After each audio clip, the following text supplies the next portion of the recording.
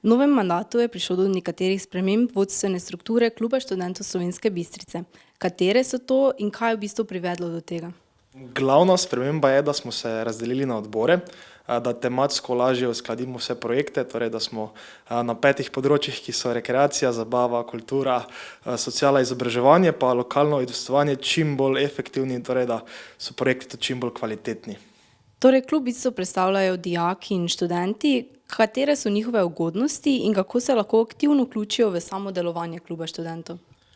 Ugodnosti so nekatere že stalne izpred parih let, smučanje, potem zastonj kopiranje, dobijo tudi svoj merch ob tem, ko se včlanijo, razne ugodnosti po Slovenski Bistrici, hkrati imajo pa na vseh naših dogodkih tudi cenejšo karto ali pa smo kdaj udeležbo brezplačno.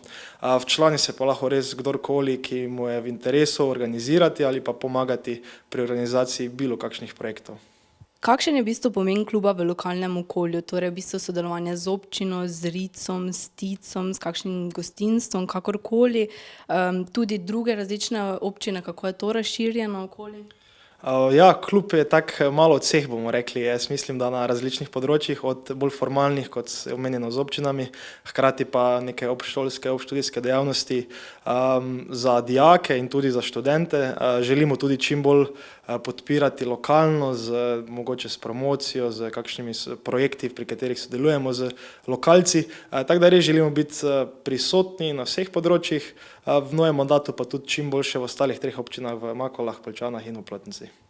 Klub študentov v bistvu pripravlja na letni ravni veliko dogodkov na vseh področjih. Kateri so bili v zadnjem letu najbolj uspešni in kaj lahko v bistvu pričakujemo v prihodnosti?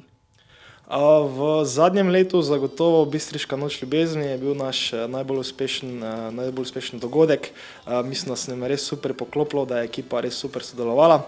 Vmes pa smo imeli tudi naše tradicionalne, pa tudi manj tradicionalne projekte, ki jih organiziramo, kot sem že rekel, mogoče v smislu bolj rekreacije, torej kakšni pohodi, tudi delovne vikende, na katerih aktivisti sodelujejo, zadeve za dijake, ogled finalnih tekem, kostanjev piknik, res spekter je res kar veliki. Torej, kaj lahko pričakujemo za naslednjih par mesecih, katero naslednje nek dogodek največji? Naslednji je zdaj Vlado Kreslin, ki ga imamo konec tedna, potem pa se obetajo različni oziroma v aprilu se obeta še karting, pa bomo šli pogledat v Mariboru, potem sledijo tudi kake izobraževalne delavnice v smislu Excela. Mogoče se ponovi še kakšna zabava na bazenu, ko bo malo bolj toplo, tako da smo kar aktivni, se bo kar dogajalo vsak mesec, zagotovo pa bo na različnih področjih za vsakega nekaj. Se ti zdi, da v tem času so bili vsi tvoji cilji izpopolnjeni kot predsednik, ali si želiš še kaj več od tega kluba?